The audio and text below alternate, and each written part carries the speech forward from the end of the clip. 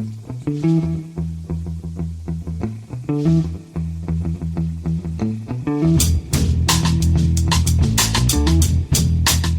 and welcome to The Price of Football, the show that looks at the money behind the beautiful game with me, Kevin Day, and Liverpool University's Kieran Maguire. Kieran, how are you this bright pre-Christmas morning?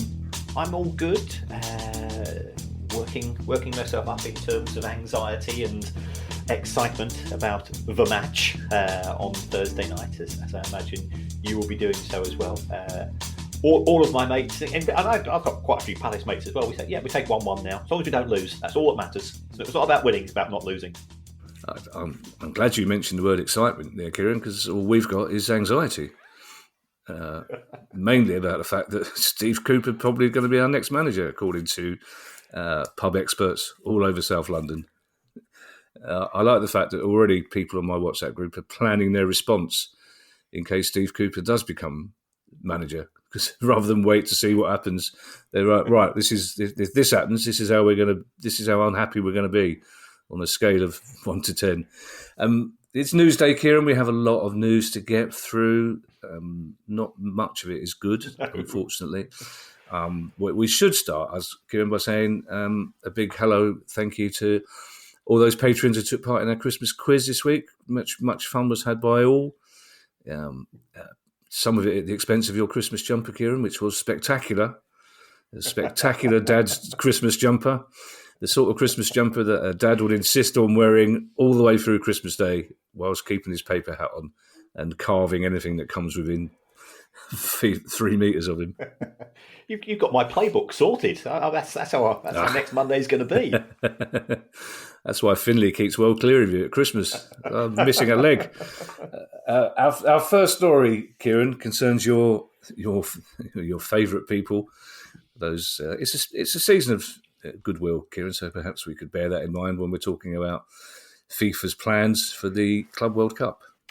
Well, I think it's fantastic news. The one thing which we all say during June and July, there's not enough club football. I want to see the best players. I want to see the best players who are knackered in a 32 club tournament. And by golly, FIFA have come and delivered.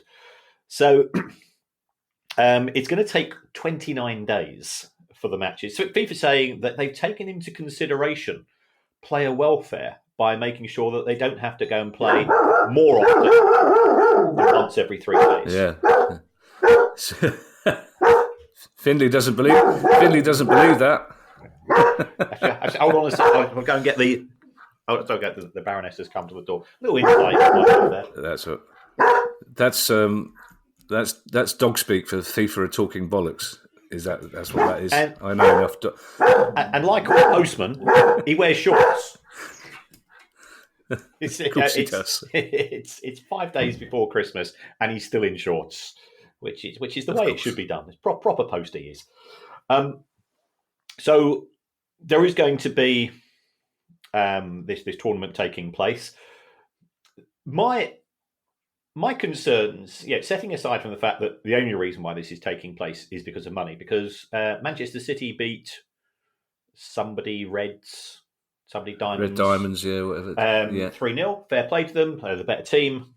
If there's going to be 32 teams, at least when we look at the World Cup from a national perspective, there is the belief that teams from Africa, teams from Asia, teams from South America all have a chance of making decent progress. But all of the players tend to play in Europe. So are we going to have a 32-team competition where all of the semi-finalists are going to be from Europe, or the vast majority of the clubs in the quarterfinals? And if so, what's the point? Because I don't think there's not a lot of interest from European fans in the main. Bernardo Silva has come out and said, "Look, you're trying to flog a dead horse here. We are living on dregs." You go back to the Champions League final, which Manchester City won. It was crap. In fact, the vast majority of Champions League finals are pretty crap because players are playing too many games and so on. And we have some amazing athletes in the game, and you want to see them playing at a peak, and that's simply not happening. Manchester City, they've had to go and rearrange some fixtures domestically because they're playing in the FIFA World Club Championship. And is this part of us being too parochial? Are we being little Englanders in terms of our approach? I love the FIFA World Cup because it's a chance to see players from different cultures, different countries. There's the kits, there's collecting the Panini cards, there's watching matches, 3 or 4 matches. We absolutely love it. So it's not coming from a xenophobic perspective. It's I think even for people like us who live and breathe football, there is overload, and it's squeezing out other sports. It's squeezing out the opportunities to do other things as well. And I just don't see the benefits apart from the fact that FIFA lose money 3 years out of every 4. They are jealous of the success of UEFA in terms of the Champions League and European football, and they want a slice of that particular pie. So it is being driven from or through a financial lens. Martin Samuel had an article in the Times on Wednesday saying, sorry, Bernardo Silva, the game is now being run by accountants. And I don't agree with that. It's being run by people who want money. Accountants are just the people that count how much money they're making. So we will wait and see. Could it be we'll be saying in 10 years' time, well, the interest has gone through the roof. Will I be watching it? Okay, the answer is probably. Not necessarily all of the games. Whereas in the FIFA National World Cup, if it's Belgium versus Morocco, wow, it's Belgium versus Morocco. I've got to be watching it. Of course. I just can't see myself having the same degree of enthusiasm for a competition which is purely there from financial reasons. The World Cup originally was done for egalitarian reasons to try to identify the best nation playing football on the planet, and this is completely different. I mean, talking of player fatigue, the very first thing Pep Guardiola said to BT Sport after that Champions League final, using colourful language that I won't repeat here, was that his players were exhausted and they're playing too many games of football, so he won't be happy. But just from the financial point of view, Kieran, the first question, are all the clubs taking part in this World Cup of clubs going to be paid the same money for participating? And secondly, from the perspective of the English clubs, I can't imagine they'll be particularly happy because this is taking place when they should be doing their lucrative Far Eastern tours. So if they're losing money out of it, they'll be particularly unhappy, won't they? Yes, I mean there will be a fixed participation fee, and again we try to hold FIFA to account, but they do pay as far as the International World Cup is concerned. It's a flat participation fee, regardless of where you're seeded. So that will be the case, but clearly, as clubs progress through the tournament, there will be tiered rewards.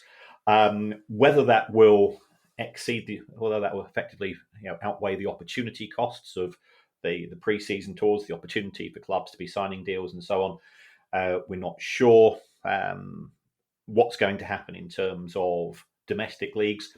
And people will say, well, hold on, this could be an opportunity. If the start of the Premier League season is put back 3 weeks, this gives an opportunity for the EFL to take centre stage. It gives an opportunity for non-league to get more attention and so on. So we will have to wait and see where that will leave the end of that season. Whether that gets pushed back as well is open to debate. I think it will put further pressure on the diminishing of the FA Cup and the potential abolition of the Carabao Cup or its equivalent, or perhaps it could be that some clubs no longer have to apply for membership of that competition, which devalues it unless it continues to have a European place as a reward.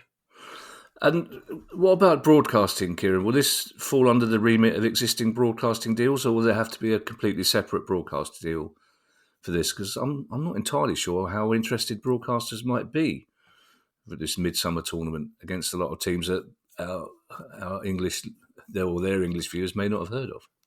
Well, it won't be on the sort of the golden list, so therefore it won't have to be made available free to air, as we currently have. Manchester City's match last night took place on TNT, so for one of the broadcasters, there are still benefits. It's still going to be. We know that Chelsea and Manchester City are both going to be competing because 4 of the clubs are the ones that have won the Champions League in effectively the 4-year period to which the competition relates. So we're going to have a couple of Premier League teams. The others will be done on some form of seeding or merit basis, which could be linked to UEFA. The UEFA tables. So I think there will be interest from broadcasters because, otherwise you end up watching things like Water Sports World, which apparently is to do with powerboating, and it doesn't attract a big audience, or attracts an audience. People go, "Oh, that sounds interesting. I'll watch it just once." Family show, Kieran. Family show. It turned out as well. Although it turns out we had a younger person, shall we say, who was part of the winning team, Richard Nurse, who won, and he had his young son with him, who also clearly enjoyed your spectacularly rude question. One of which is he thought Christmas had, one of your spectacular, he thought Christmas had come early. So we'll move on from Water Sports World. I would suggest at this moment to all our listeners, and there are many of them who get angry about agents' fees, for this next bit of news, I suggest they grip a table or get a bit of carpet and put it between their teeth, because this news is going to make them even more angry, Kieran, isn't it? Yes, it will. And I don't quite understand why football agents have become the pantomime villains of the sport. There was a record £702 million spent on agents' fees in 2023, and this just relates to international transfers. So domestic transfers is separate. So this is data which has been put together by FIFA itself. Now, why is that the case? Well, the Premier League is the biggest fish in that particular pond. Around about a third of the money was spent by Premier League clubs. It's a substantial increase on the previous year. Many countries are still in a COVID recovery position, which is why I think the Premier League is in such a dominant position. Number 2, I don't think it will come as any surprise, was the Saudi Pro League. That doesn't tend to be a lot of domestic transfers. So a lot of recruitment there, and that was around about 60 million compared to well over 200 by the Premier League itself. The amount spent on women's transfers, remember that these are agents' fees, has exceeded $1 million for the first time, which is indicative of the growth as far as the sport is concerned, and that's why you're getting more female agents, and you're getting male agents representing female players, and vice versa, and so on. So the reason why I think FIFA is keen to promote this is there is still, I think it is fair to say, beef between FIFA and many agents who have successfully defended their case with regards to FIFA's desire to have a cap on agents' fees. And my view, and I'm not saying this because I acted as an expert witness on one of these cases, is if people want to pay 5% or 10% commission to an agent, then do so. Nobody's forcing people to pay this level of commission. It's fairly standard, and if you talk to people in other sports, they say, "Well, I don't actually have an issue with what my agent does." Yes, would I rather keep 100% of the money myself? Yes, but they do all the things that I don't want to do. They negotiate the contracts, they arrange for the the interviews where you're going to get a fee. They'll help me in terms of intellectual property rights and so on. And the reason why people get accountants to do their tax returns because they don't want to do themselves and they pay them a fee. And that's it's the way that business works. I think the reason, Kieran, or one of the reasons people see agents as a pantomime villain is a person who some of our younger listeners will never have heard of, and that's Eric Hall, who was a pantomime villain. Yes. Essentially, he revelled in being a pantomime villain, an agent in the late 80s, and through the man, incidentally, he was responsible for the Sex Pistols going on a Today programme and swearing all over the place. He was doing their PR at the time. Oh, wow. He was, yeah. But he used to smoke the big cigars. He had the catchphrase "Monster, Monster." But he was the first agent to realise the money to be made out of the Premier League for players. So he took on a lot of players around that time and charged a lot of people a lot of money to get access to those players and revelled in it. So I think he did a disservice to all those decent agents. Or I say all those decent agents. Let's not pretend they are all decent, Kieran. There's some decent agents that we know. There's also a couple of proper wrong ones. I mean, you could say that about every world, Kieran, couldn't you? Yeah. There's probably even some accountants, Kieran, that you could point to and think they're probably not on Santa's nice list.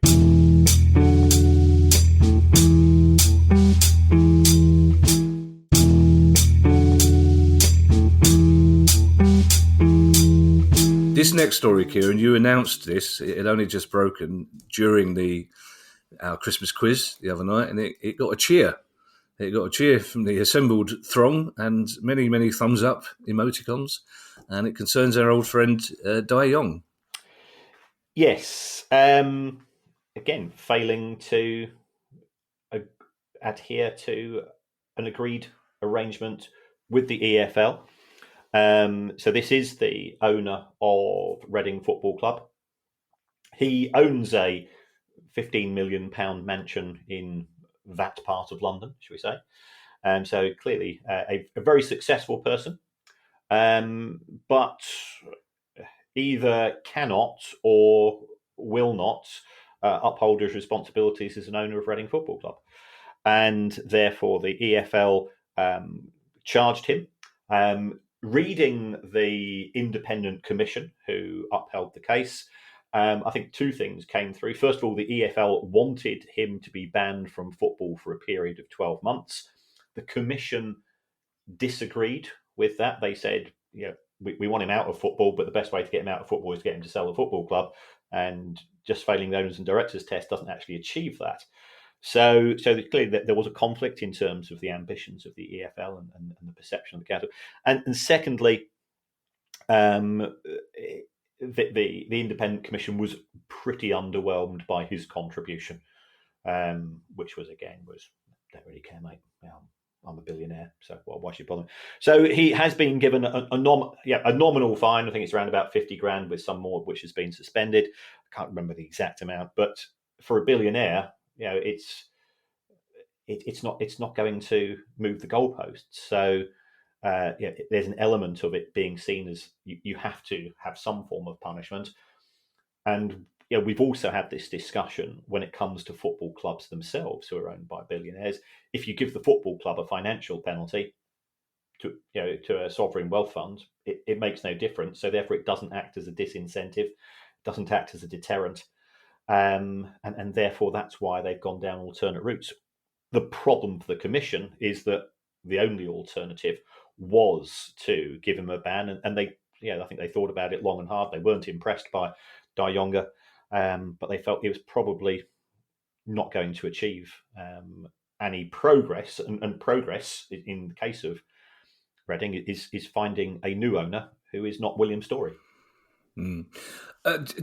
Two things, Kieran. Firstly, just to clarify for those tens of thousands of our listeners who didn't take part in the Christmas quiz when we spoke about this. So this is an individual fine against Dai Yongge. This is not a fine against Reading Football Club. And secondly, if they had banned him from football as the EFL wanted, how does that act as an incentive for him to keep funding the club? I mean, would they expect him to still keep funding the club but just not go to games? Would that be the? Is that meant to be, or is that meant to force him into selling the club? I think potentially the latter. He doesn't attend games anyway. He's Right. I think Okay. he's been once or twice, Right. full stop. Oh, right. Very much an absentee owner. I think that in terms of, but these people are very proud. It would have been an embarrassment. So they could have threatened to say, right, if you don't do this X, Y, and Z, you're going to get abandoned. And I think that could have been an alternative. But it was very much a case of what can we do in order to get him out of the game? Because initially, when he first acquired Reading Football Club, he put his money. He didn't ever even put his mouth anywhere. He just put huge amounts of money into the club with the ambition of getting into the Premier League. That didn't work out. The culture of the Chinese Communist Party, the philosophy was we don't actually like this idea of conspicuous consumption, in terms of extension of soft power, which effectively we're now seeing from other national bodies. The Chinese government sort of lost enthusiasm for football, and I think that's been reflected in the reluctance of the Chinese authorities to release funds from China, which can then be used to pay the bills and so on here in the UK. And just to clarify, this is a personal fine, isn't it? This is personal, yeah. Okay. Yeah. A little bit further west, Kieran, we find the other club and owner being charged by the EFL this week. Yes. So this is Swindon. This is time. It's the club. It's Swindon Town and the majority owner, Clem Morfuni, who's from Australia. They've been charged by the EFL, and this has come about following a post by the football club at Company's House. So, you see, I was. You can imagine how much I was high-fiving Finley when I saw this one particularly come out. He had no idea why I was so giddy. Also, Kieran, I'm sorry to interrupt, but Finley did not look happy when you responded to a request from some of our Christmas quiz participants to get him to wave to the camera. When you picked him up, he gave you a look that I can only describe as, if you ever do that again, you're going to be missing a digit. Yes, he wasn't impressed. So how has this come about? Well, under EFL rules, as far as the owners and directors test is concerned, if you own more than 10% of the shares in a football club, the EFL have to be advised, and they will do some background checks. So it's when does ownership start, in effect? So this was the case, and there's a bit of a backstory. I've said that in the case of failing clubs, they're either idiots or scumbags. In the case of Clem Morfuni, I think I can only describe him as naive. He didn't realise just how expensive it was to run a football club. The financial demands on him were greater than his ability to provide those resources, and therefore he effectively borrowed money to help fund the club. And in addition, there was a loan which was taken out by Swindon Football Club in relation to the previous owner, where the previous owner called it in. So cash needed to be found quickly. What Clem Morfuni did, he says, right, what I'll do, I'll give one of the lenders some shares as a sort of collateral and so on. This wasn't communicated to the EFL, so there is a breach of the rules. Things are not great at Swindon. They're not terrible, but they're not great either. We're hearing too many stories coming through the ether. Just things which make you slightly twitchy. So it is unfortunately it's a club which is back on our watch list. I think he's a guy with, like many of these people, had good intentions, but just the sheer gravitas and scale of the challenges of running a football club are proving to be pretty tough for him.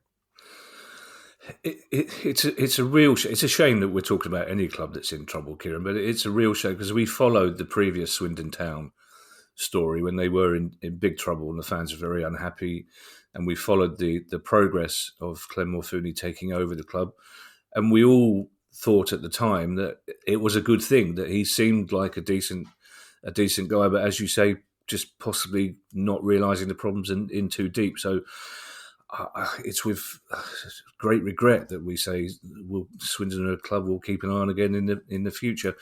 Our next three stories, Kieran, all relate to the legal industry at some level or another. The first one, it's a source of, I was going to say, wry amusement amongst fans of other South London clubs that Millwall have had the name of an organic, essentially Ponzi chocolate emblazoned across the front of their shirts, which is it's hard to take a spittle-flecked middle-aged man shouting obscenities at you during an FA Cup game. It's harder to take them seriously when he's got an organic chocolate blazoned across the front of his shirt. But Millwall have fallen out with their shirt sponsor to quite a considerable degree by the look of it. Yes. Again, if you get daily updates from the law courts in relation to various cases, which you can subscribe to, by the way. I'm not saying that perhaps one person on this conversation might be on that subscription and one might not.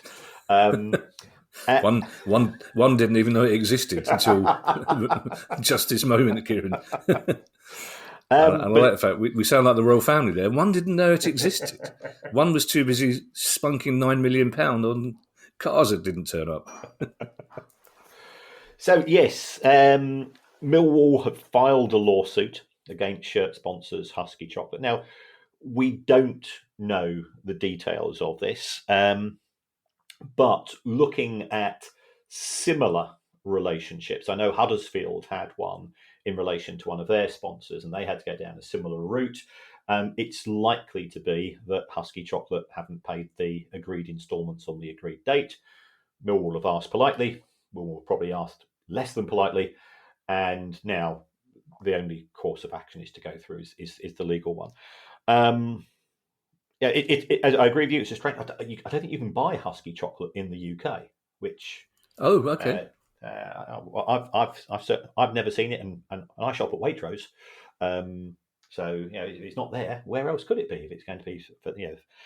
But somebody told me that it wasn't available, so that's where we are. Millwall in a tougher position than they'd like to be, following the sad passing of their owner earlier this year. So they're having to batten down the hatches and act in a more cautious manner in terms of what they can spend. So to have this it's just added aggravation when you don't need it.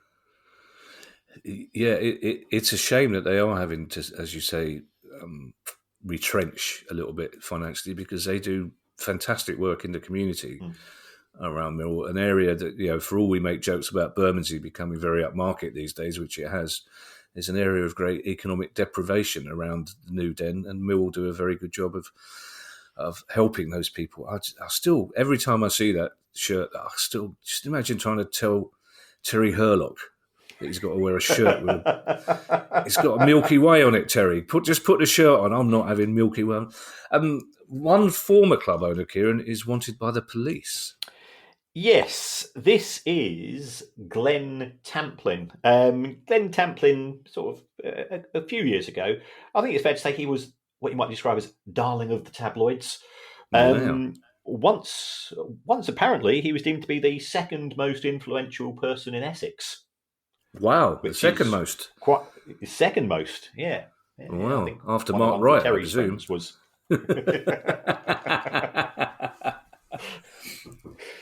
Yeah. And for people who don't know who Glenn Tamplin is, he made his success in the steel industry.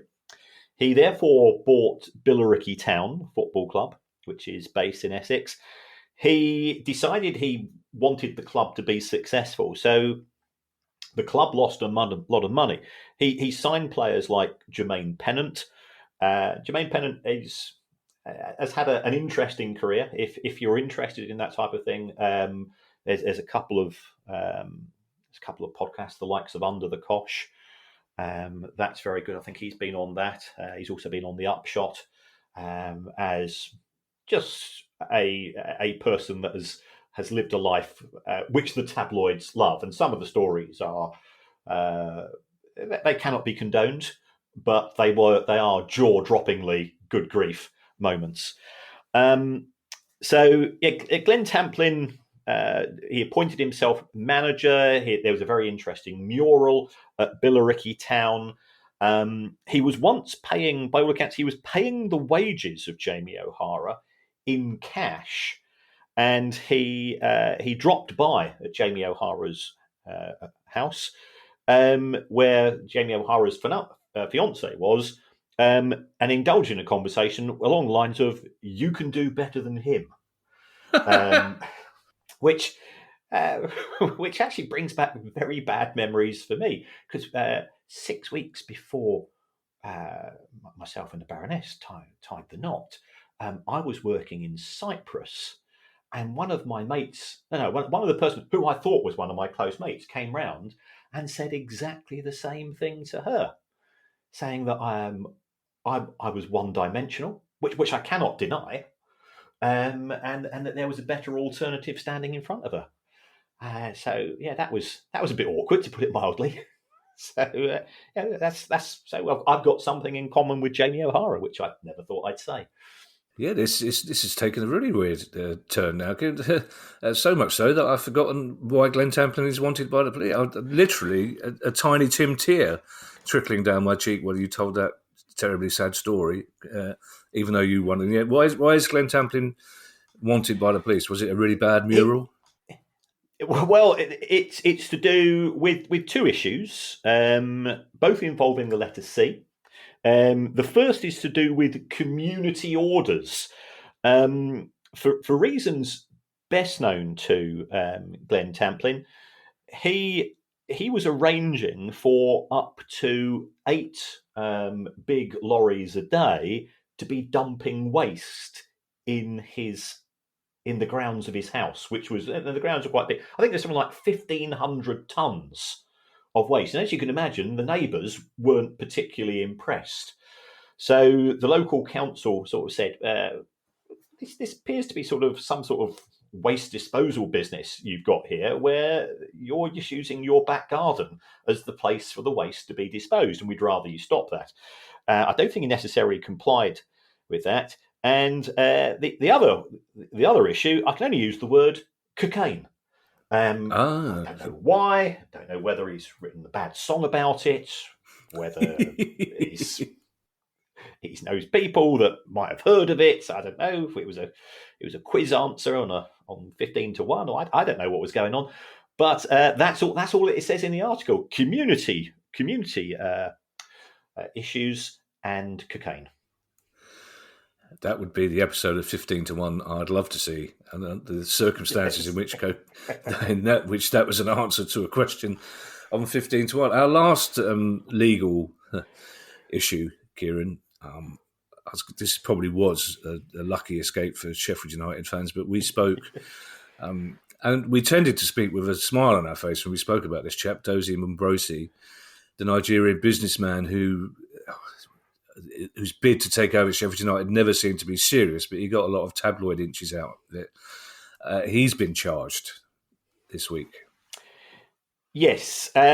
Dozy was in charge of a company called Tingo. Now, I mean, to be fair, there's a lot of people, the likes of Martin Calladine, Philippa Clare, and so on, who are good at being forensic and doing some background checks. So Dozy Mmobuosi, he had, in theory, an airline, although upon further inspection, what appeared to be on the airline's website was an aircraft belonging to another airline, where he'd photoshopped out the name of that airline and stuck Tingo Airlines. He also claimed to have 8 million farmers in Nigeria using his applications or his apps. And when people turn and go, well, nobody seems to have heard of you. And then when it came to his accounts, he claimed to have £461 million in cash in the bank account. Further investigation was that he had less than $50. So that's about £461 million less than he was claiming to have. It's good to see that Deloitte signed off the audit, gave him a clean audit. Well done, Deloitte. all good there. Nothing to see here. So going back to what you were saying earlier, there's some accountants that take a fairly relaxed view. So that wasn't particularly good, and now he's been charged with fraud. I mean, the very fact that this got into the Financial Times is indicative of the extent. We are talking hundreds of millions of dollars worth of fraud, fictitious websites, properties which don't exist. The full works, and he's not the first person to end up in that situation. We've got the owner of Fleetwood Town, who's in prison at present for fraud. We have, of course, Chris Kirchner, who was trying to buy Derby County. Why are these people attracted to football? I can't go into too much detail, but football is a very attractive industry for money laundering because it involves international money transfers, it involves cash and so on. There is an attraction. This would, buying Sheffield United, it wouldn't have worked anyway because the scale of the numbers is far in excess of the club's turnover. But it just shows the insanity of the attractiveness of the industry. Much as it makes me chuckle, Kieran, when you start to zing other accountants, I like it when accountants start zinging each other. Like the end of a Quentin Tarantino film when all the accountants just start shouting amortization obscenities at each other. But surely, if Deloitte signed off those accounts, why are there no ramifications for Deloitte if they were quite clearly fraudulent accounts? Well, fraudulent. They've been charged with fraud. That's not the same as being found guilty, Kevin. The lawyers would say it depends. Yeah. Everybody can make a rounding error.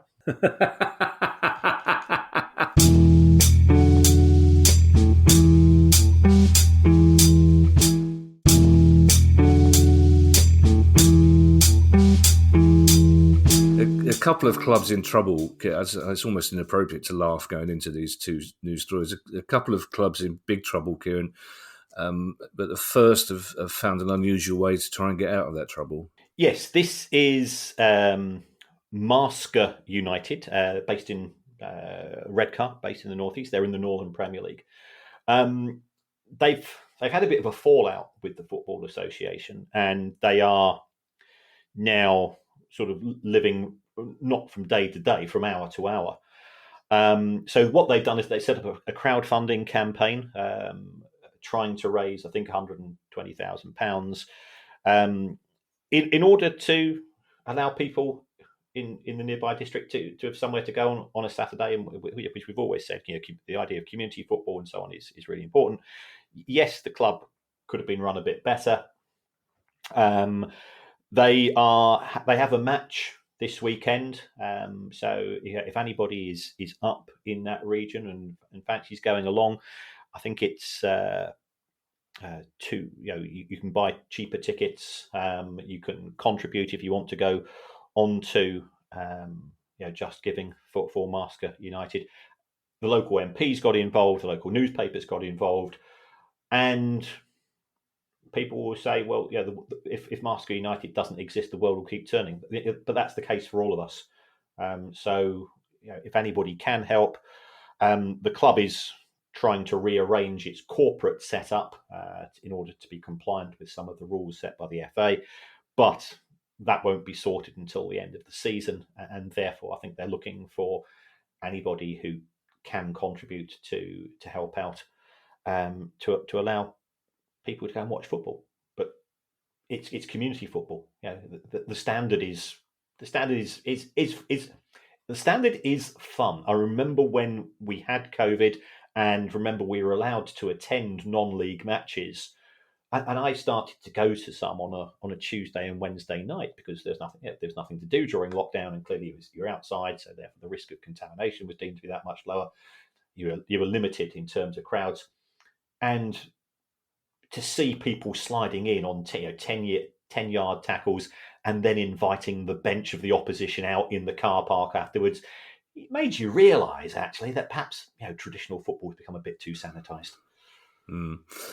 My father-in-law, God bless him and God rest his soul, had for his entire life the most wonderful northeastern accent, and there's a part of the world that through him I've come to know and love. And he used to pronounce, I can't do it justice, but this next team, the way he used to pronounce North Shields was absolutely wonderful. But they are in a dire situation this week, Kieran, aren't they?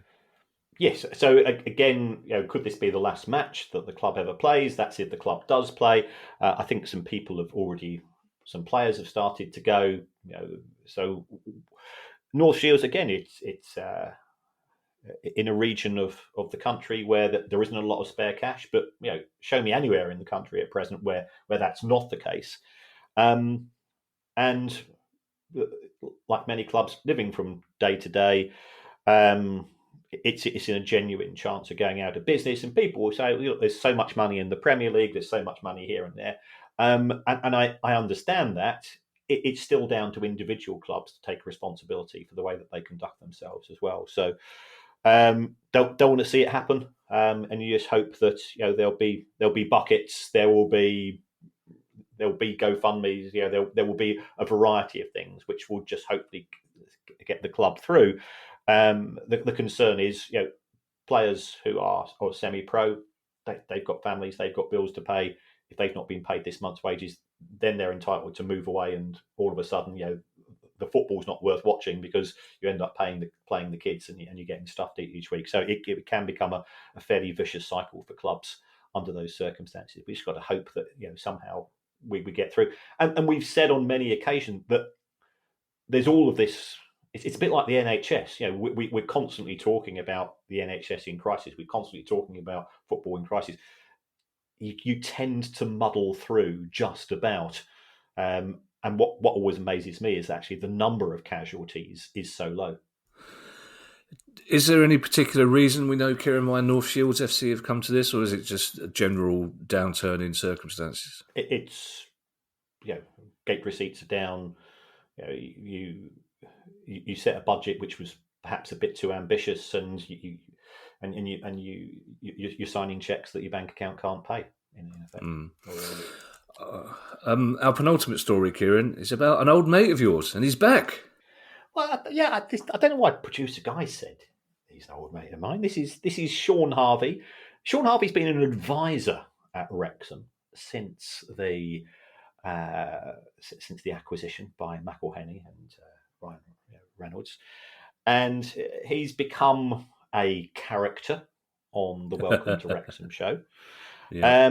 But yesterday, or on Tuesday of this week, he was appointed as a director of the club, and I thought, blimey, O'Reilly, how can that possibly be the case? Because the EFL have beefed up their owners and directors test, and I was aware that if an individual had been involved effectively in 2 football insolvency events, then you couldn't be deemed to be an owner and director.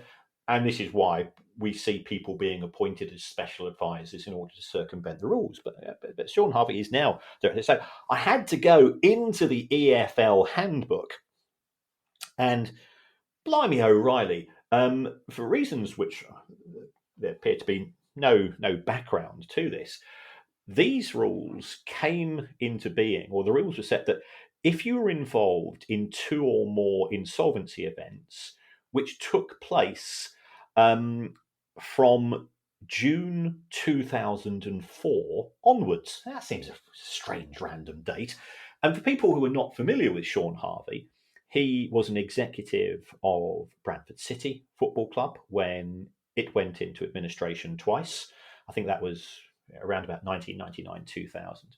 He's also been involved at executive level at Leeds United when it's gone into administration twice. One was in 2007 and the other was March 2004. So it's just the right side of the divide. So therefore, he has satisfied the rules and he can become a director. And, I was at the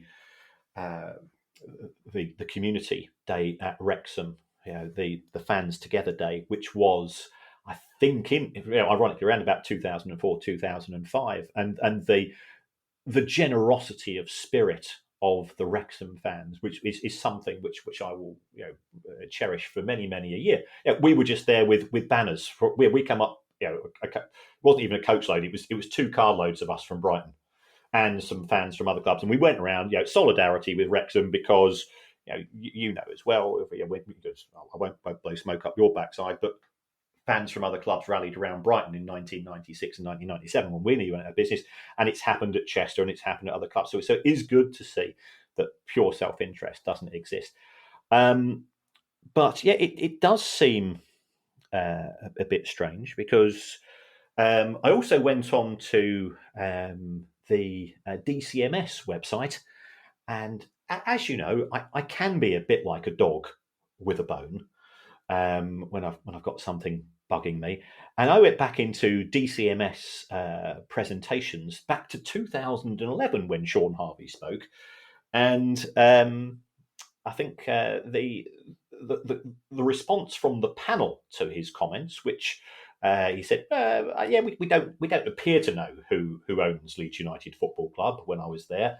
Didn't go down with it. I think the reaction of one of the MPs was, your comments are accurate, but not informative. That they were precise, shall we say? And Jeffrey Boycott would have been very proud of Shaun Harvey's responses in terms of giving a front forward, flat back defence to all the comments. And I don't think the MPs were over impressed. Shaun Harvey's has introduced many innovations into football, including having planning to have the draw of the Carabao Cup take place in the International Space Station, which that is what you call thinking outside of the box. Literally, Kieran, thinking outside the planet. That's big thinking, isn't it? Really, for some bizarre reason, I don't know why, but Jamie and Harry Redknapp are doing the draw for the semi-final of the Carabao Cup tonight. The only thing that would make that more entertaining is for them to be doing that in the International Space Station. Yes. I'd love to see Jamie and Harry Redknapp floating weightlessly around, trying to get a ball, trying to pick a ball out of a sack. Jamie would struggle to pick a ball out of a sack with gravity, let alone without it. God love him. It's Christmas coming up, Kieran. It's the most wonderful time of the year. So how fitting that our last story is one of goodwill, Kieran. It's one of relief. I don't know how worried Lionel Messi was about paying his credit card bill this Christmas, but his worries are over, Kieran, which is great news for the rest of us. That's right. Argentina won the World Cup in Qatar in 2022. If I'd scored in a winning World Cup, the one thing I would want to preserve would be the shirt. They'd be on every wall in the house. Of course. You say this is the one where I scored in the World Cup final. But no, Lionel Messi has decided to put up his shirts for sale. I think we discussed the potential auction, and it's raised a total of $7.8 million. Now, these are for shirts that are less than 12 months old. And I know it's Harry Hodge made about $10 million from Diego Maradona's Hand of God shirt. That's 1982, and it was a different time.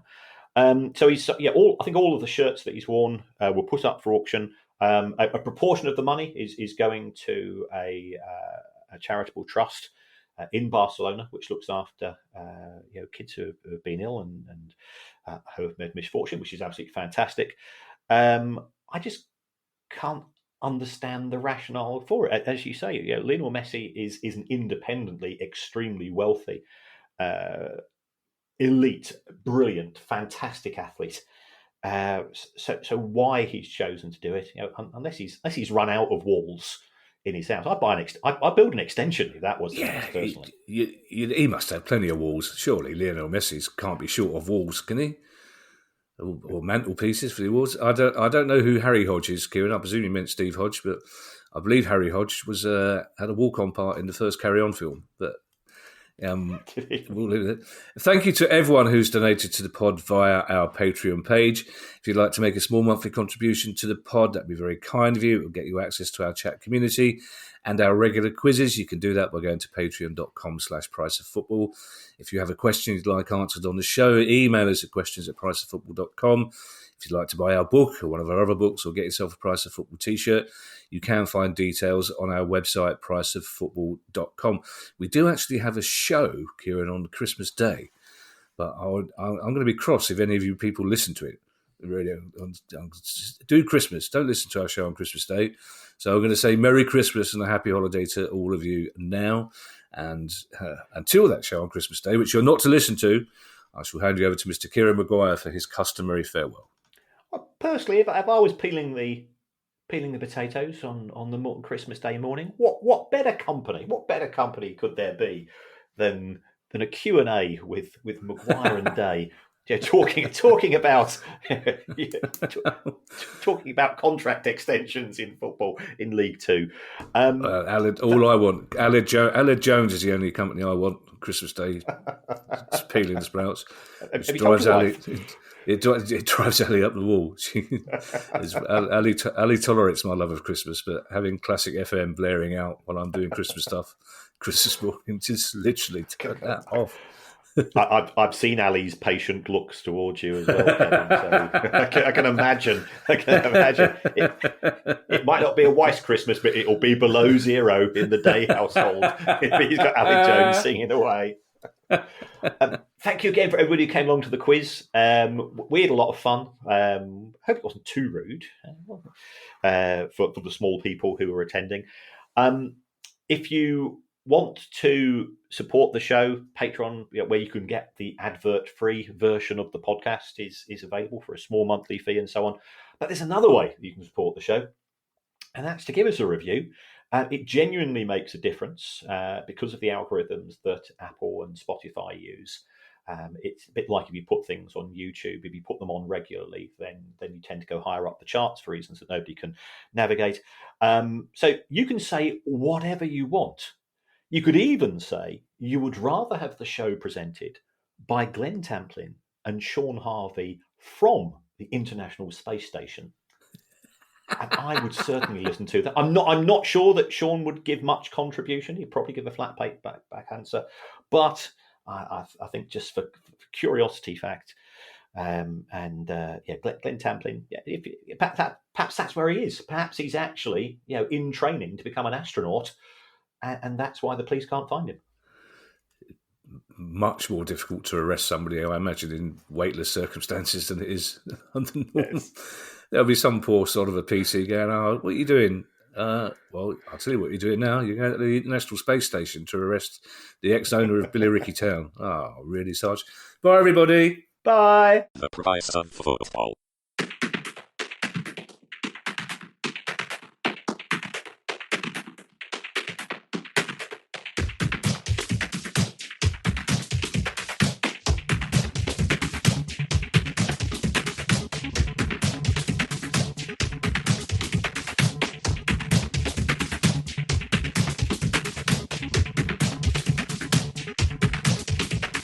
The Price of Football.